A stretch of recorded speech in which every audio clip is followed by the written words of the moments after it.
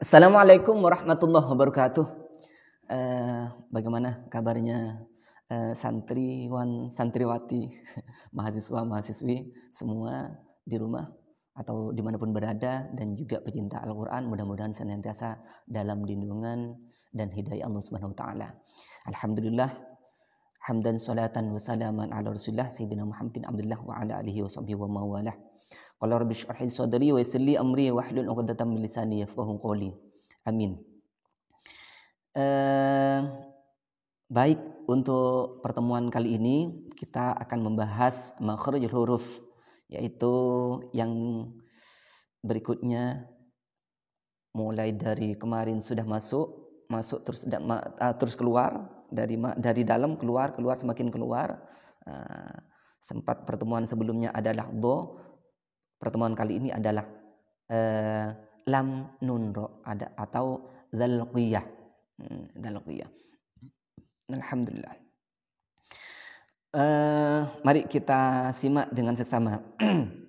Setelah makhrajul huruf jambiyah ada dzal qiyah, keluar semakin keluar. Dzal qiyah ada 3 hurufnya, yaitu lam nun ro. Dzal qiyah ini adalah ujung lidah. Baik, kita coba praktekkan. Yang pertama, huruf lam. Lam ada di ujung lidah. Lam itu tidak bisa misalkan kita taruh di tengah-tengah lidah. Jadi kita paksakan lam, tidak bisa. Atau di luar lidah misalkan, apa lagi. Jadi ujung lidah lam. Ada la.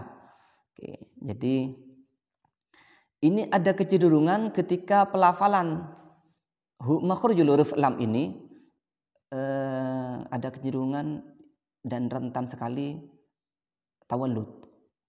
Jadi istilahnya beranak.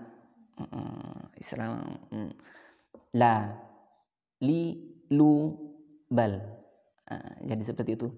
La, li, lu, bal. La, li, lu, bal. La, li, lu, bal. La, li,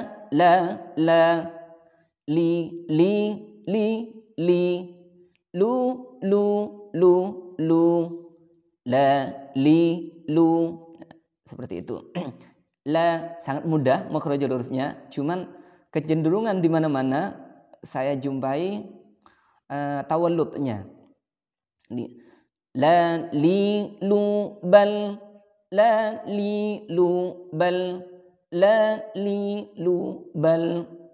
Yang tawallud yang bagaimana? La, li, lu, bal. Ada seperti itu, ada tawallud namanya. Jadi beranak.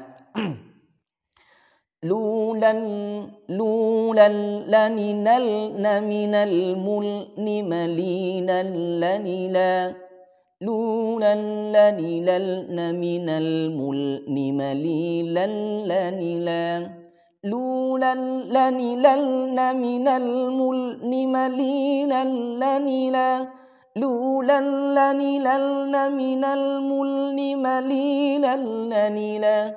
Lulan, lanilal, naminal, mulni, malilan, lanila. Kalau tawallud, lulan, lanilal, naminal, seperti itu. Contohnya alhamdu. Ini kalau anak-anak kan banyak sekali. Alhamdu. Bukan hanya anak-anak Ustadz juga, yang ibu-ibu, yang remaja juga seperti itu. Oh, berarti masih belum begitu banyak latihan.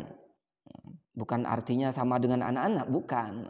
Jadi alhamdu, ada kecenderungan alhamdu. Seperti itu. Lillahi rabbil alamin. Itu yang tidak boleh. Oke, jadi itu lam. Kita latihan lagi. La lilu bal, la lilu bal, la lilu bal. Oke. Berikutnya dzal qiyah nun. Na, ni, nu, ban, na, ni, nu, ban, na, ni, nu, ban. Kalau yang nun ini tidak ada kecenderungan untuk tawallud. Cuman mungkin kalau pada gunnah keenaan suara, keenaan lagu, sehingga lebih. Walaupun gunnah itu sebetulnya gunnah itu yang dengung-dengung itu cuma 3 harokat, paling banyak 3 harokat. Misalkan dikurangi tidak apa-apa.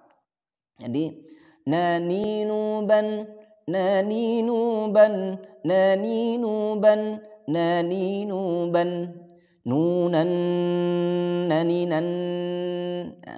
Seperti itu. Jadi gunnahnya tidak terlalu banyak. Nunan minal munni maninan nanina naninuban naninuban. Oke, seperti itu. Berikutnya yang masih dzal qiyah, ro. Ro, perhatikan ro ini ketika sukun maka getarannya tidak terlalu banyak untuk ro. Itu untuk pelafalan Al-Quran. Untuk pelafalan Al-Quran. Tapi kalau misalkan ro itu sukun atau baca puisi, nyanyi misalkan, itu lain lagi. Jadi untuk melafalkan Al-Quran, ro-nya cukup 2 getaran saja. Dikurangi tidak boleh. Jadi tidak boleh. 2 getaran saja. Terlalu banyak, lebih dari 2 getaran, maka kedengarannya sudah lain. Ro, ri, ru, baru. Ro, ro, ri, ri, ru, ru. Ro, ri, ru, baru. Ro, ri, ru, baru. Seperti itu. Bukan ro, ri, ru, baru. Jadi bukan. Itu kelebihan ro-nya. Nah, karena itu 2 getaran saja ketika sukun. Kalau tidak sukun, hidup, dia tidak bisa digetarkan. Ro, ri, ru, baru. Tidak usah terlalu cucu, ro, ri, ru, bukan seperti itu. Ro, ri, ru, baru. Ro, ri, ru, baru. Ro, ro, ri, ri, ru, ru. Ro, ri, ru, baru. Ru, ro, na minal murni mari, ro, ni, ro. Ru, ro, ri, ru, baru. Kita contohkan untuk yang nun sama ro. Contohnya nun misalkan inna anzalnahu fi lailatul qadr. Jadi ada ro-nya sudah. Terus berikutnya anu minu kama amanas sufaha. Seperti itu. Atau ketika sukun wa minhum ummiyuna, minhum. Kalau tawalud bagaimana? Minahum, bukan minahum. Jadi minhum. Oke. Jadi itu yang nun. Yang ro ketika sukun Allahu akbar, Allahu akbar. Seperti itu. Jadi Ar-Rahmanir Rahim, Ar-Rahim, Ar-Rahmanir Rahim.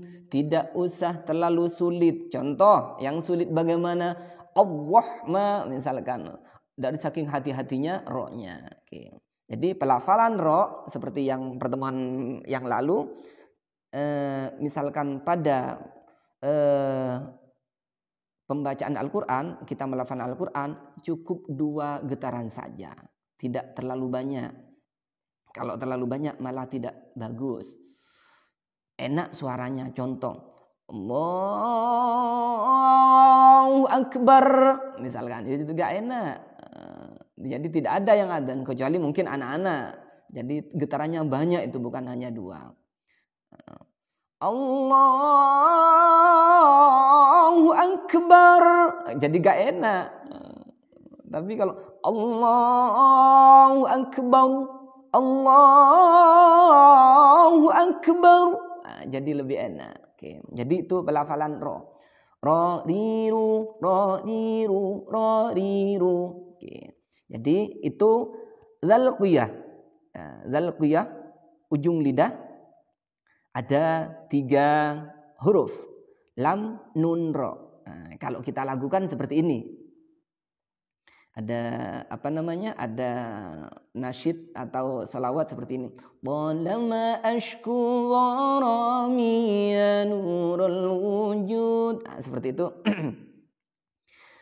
Dzalqiyah ujung lidah hurufnya lam nun ra. Nah, seperti itu. Dzalqiyah ujung lidah hurufnya lam nun ra.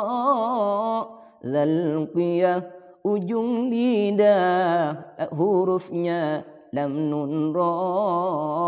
Dzalqiyah ujung lidah hurufnya lam nun ra. Oke, ya, bisa seperti itu. Dzalqiyah ujung lidah hurufnya lam nun ra. Bukan berarti roknya dipanjangkan. Ini masuk ke nyanyian, tidak apa-apa, tidak masalah. Bukan pelafalan Al-Quran kan. Kalau sudah tersusun di Al-Quran, kalimat Al-Quran tidak boleh dipanjang-panjangkan. Dzalqiyah ujung lidah hurufnya lam nun ra. Dzalqiyah ujung lidah hurufnya lam nun ra.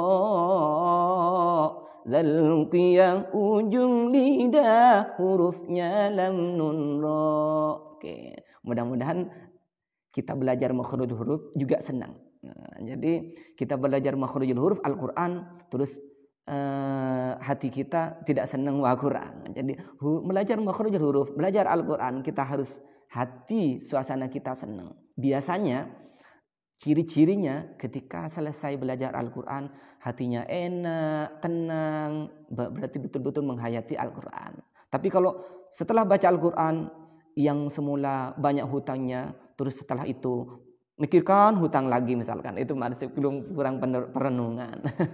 Ya, jadi hilang biasanya kalau baca Al-Quran. Dan pasti senang, saya jamin. Bahkan pengalaman kita ketika telah belajar Al-Quran, walaupun saya berangkat kemana-mana, ngajar kemana-mana, kondisi badan kurang fit, kurang enak. Nah, contoh, jadi kayak sekarang ini tidak begitu agak-agak pilek bagaimana seperti itu sekarang. Ini setelah melafalkan kalimat-kalimat Al-Quran tidak ada, jadi langsung sembuh biasanya seperti itu. Jadi makanya senang keseharian kita belajar, kita isi agar kita sehat dengan Al-Quran. Baik, itu saja yang dapat kita sampaikan pada pertemuan kali ini. Mudah-mudahan bermanfaat dan barokah. Ihdinas siratal mustaqim. Assalamualaikum warahmatullahi wabarakatuh.